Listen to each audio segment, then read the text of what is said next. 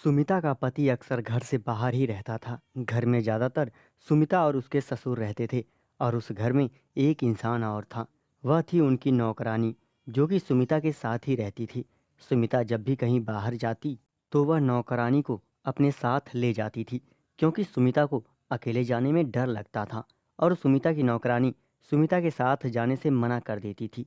पता नहीं क्यों, पर यह बात तो सुमिता को भी समझ में नहीं आ रही थी। ऐसा क्यों करती है और वो घर पर रहकर अकेली क्या करती है। लेकिन फिर भी सुमिता अपनी नौकरानी को ज़बरदस्ती अपने साथ लेकर जाती थी। एक दिन की बात है, सुमिता किचन में कुछ बना रही थी और नौकरानी ससुर जी के कमरे में झाड़ू पोछा कर रही थी। सुमिता ने ध्यान दिया कि नौकरानी काफ़ी देर से ससुर जी के कमरे में है। वह वहाँ पर क्या कर रही है, यही सोचकर सुमिता अपने ससुर के कमरे में जाने लगी। तभी नौकरानी वहाँ से आती दिखी, पर वह बहुत खुश लग रही थी। अब सुमिता सोच में पड़ गई कि आखिर नौकरानी हंस क्यों रही है। ससुर ने उसको क्या बोला है जिसकी वजह से वह बहुत खुश नजर आ रही है।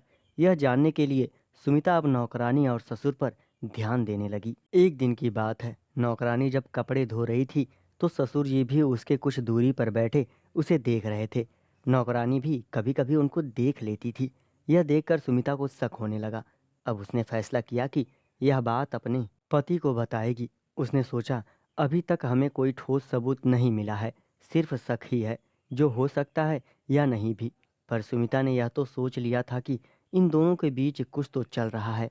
और अब सुमिता को याद आया, उसकी नौकरानी रात को पानी पीने के बहाने उठकर कमरे से बाहर निकल जाती है और काफ़ी देरी बाद आती है। एक दिन सुमिता रात को सोने का बहाना बनाकर लेटी थी। वह तो यह देखना चाह रही थी कि आखिर सच्चाई क्या है। रात को करीब 12 बजने वाले थे। तभी नौकरानी उठी और कमरे के बाहर चली गई। सुमिता भी पीछे से उठकर उसके पीछे पीछे गई तो देखा वह तो ससुर के कमरे में जा रही है। सुमिता भी ससुर के कमरे में पहुंच गई और दरवाज़ा खोल दिया तो देखा दोनों आपत्तिजनक हालत में थे। ससुर सुमिता को देखकर डर गया, उसके हाथ पैर कांपने लगे और बोला, बहू मुझे माफ़ कर दो। सुमिता ने कहा, तो तुम दोनों यह खेल चल रहा है। मैं कई दिनों से तुम लोगों पर नज़र रख रही थी और आज तुम दोनों पकड़े गए।